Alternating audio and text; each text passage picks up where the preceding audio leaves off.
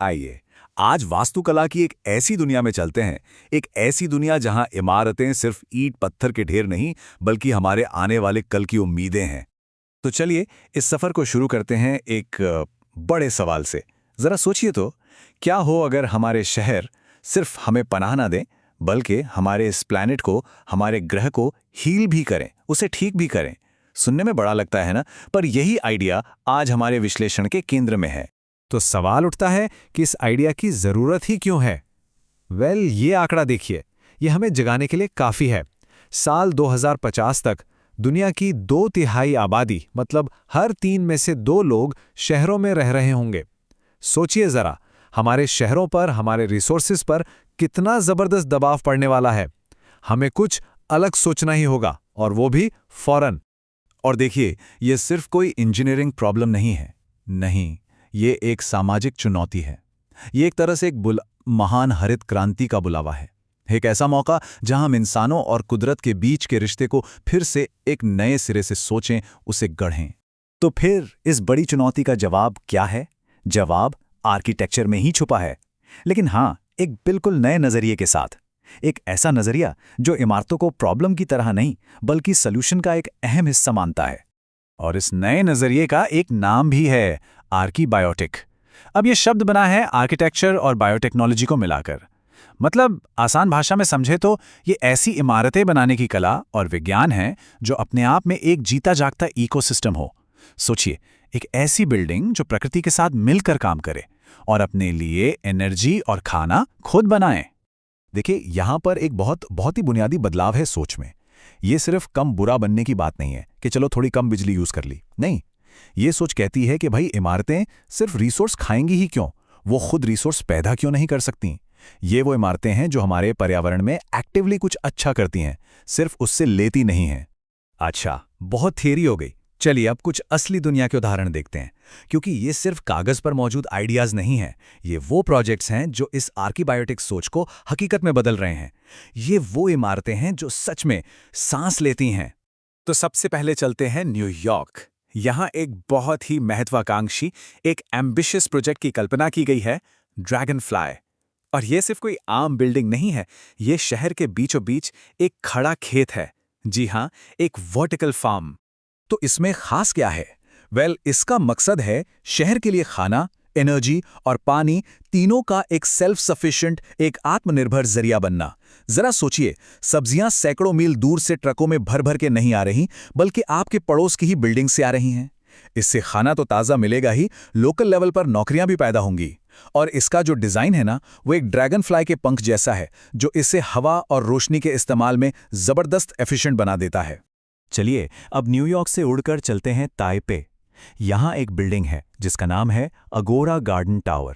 ये एक रिहायशी इमारत है, लेकिन ये किसी जिंदा जीव की तरह, एक लिविंग ऑर्गेनिज्म की तरह काम करती है। इस बिल्डिंग का जो घूमता हुआ शेप है, वो हमारे डीएनए जैसा है। ऐसा इसलिए ताकि हर घर तक भरपूर धूप और रोशनी पहुंचे। लेकिन असली जादू तो इसके हरे भरे बागानों में है। आपको पता है, ये इमारत हर साल हजारों किलो कार्बन डाइऑक्साइड सोख लेती है और शहर की हवा को साफ करती है। मतलब ये सिर्फ एक इमारत नहीं है, ये शहर के फेफड़ों का एक हिस्सा है जो वहां रहने वालों को एक बेहतर जिंदगी देती है। हमारा अगला स्टॉप है काहिरा, एक ऐसा शहर जो अक्सर बहुत ज्यादा गर्मी और पोल्यूशन से जूझता रहता है। तो द गेट प्रोजेक्ट इन्हीं मुश्किलों का एक आर्किटेक्चरल जवाब है। ये डिजाइन कुदरत और टेक्नोलॉजी का एक कमाल का मिक्सचर है।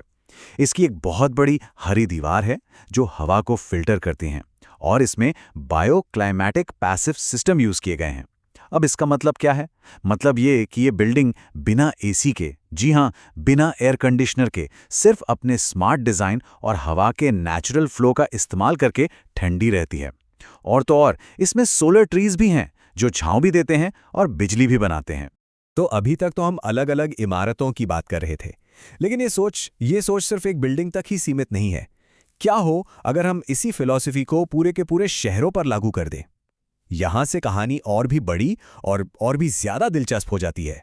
और ये शायद इस सोच का सबसे बोल्ड, सबसे साहसिक रूप है लिली पैड। ये एक तैरता हुआ शहर बनाने का कॉन्सेप्ट है, खासतौर पर उन लोगों के लिए जो बढ़ते समंदर की वजह से अपना घर बार खो रहे हैं, जिन्हें हम क्लाइमेट रिफ्यूजी कहते हैं। और इसके साइज को कम मत आंकिएगा। एक अकेला लिली पैड इकोपोलिस 50,000 लोगों को घर दे सकता है। ये एक पूरी तरह से सेल्फ सफिशिएंट तैरती हुई सभ्यता होगी। अपनी एनर्जी, अपना पानी, अपना खाना सब कुछ खुद पैदा करेगी। मतलब ये सिर्फ एक शहर नहीं होगा, बल्कि एक नया सोशल स्ट्रक्चर बनाने का मौका भी होगा। ये जो टेबल है, ये पुराने और नए के फर्क को बिल्कुल साफ साफ दिखाती है। हम एक ऐसे मॉडल से दूर जा रहे हैं जहां हम बस चीजें लेते हैं, बनाते हैं और फेंक देते हैं, और इसकी जगह हम एक सर्कुलर मॉडल की तरफ बढ़ रहे हैं जहां कुछ भी बेकार नहीं जाता, ठीक हमारी कुदरत की तरह, जहां शहर सिर्फ एनर्जी खाते नहीं बल्कि एनर्जी पैदा करते हैं। और यही तो सबसे बड़ा लक्ष्य है, एक ऐसा स्मार्ट सिटी बनाना जहां कचरा या वेस्ट जैसा कोई शब्द ही ना हो। सोचिए, जहां हर वो चीज जिसे हम बेकार समझकर फेंक देते हैं वो किसी दूसरे काम के लिए एक रिसोर्स, एक भोजन बन जाए। ये कुदरत से सीखी हुई एक परफेक्ट सर्कुलर इकोनॉमी है। तो सवाल उठता है, क्या ये सब सिर्फ एक सपना है? सुनने में थोड़ा साइंस फिक्शन जैसा लगता है ना? लेकिन बड़ा सवाल ये है कि क्या ये सिर्फ एक कल्पना है या फिर हमारे सर्वाइवल के लिए, हमारे बने रहने के लिए एक जरूरी ब्लूप्रिंट है? यहीं पर एक बुनियादी कश्मकश है। देखिए, एक तरफ तो इन प्रोजेक्ट्स को हकीकत बनाने में बहुत बड़ी चुनौतियां हैं। पैसा लगेगा, जबरदस्त टेक्नोलॉजी चाहिए, इंजीनियरिंग के पहाड़ तोड़ने होंगे। लेकिन दूसरी तरफ हमारे पास शायद कोई और रास्ता बचा भी नहीं है। क्लाइमेट चेंज और लगातार कम होते रिसोर्सेज, ये सब हमें नए समाधान खोजने के लिए मजबूर कर ही रहे हैं। तो फिर आगे का रास्ता क्या है? इन सभी बड़े बड़े आइडियाज को हम 3 आसान सिद्धांतों में बांट सकते हैं। पहला, प्रकृति को अपने डिजाइन का हिस्सा बनाइए, उसे अलग मत समझिए। दूसरा, एक ऐसा सिस्टम बनाइए जहां कुछ भी बर्बाद ना हो, एक क्लोज लूप। और तीसरा, ऐसी इमारतें बनाइए जो एनर्जी पैदा करें, सिर्फ खाएं नहीं।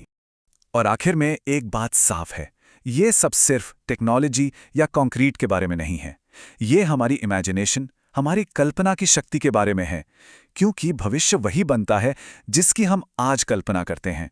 तो सवाल यह है कि हम अपने शहरों और अपने इस प्लैनेट के लिए कैसा भविष्य इमेजिन करना चुनते हैं।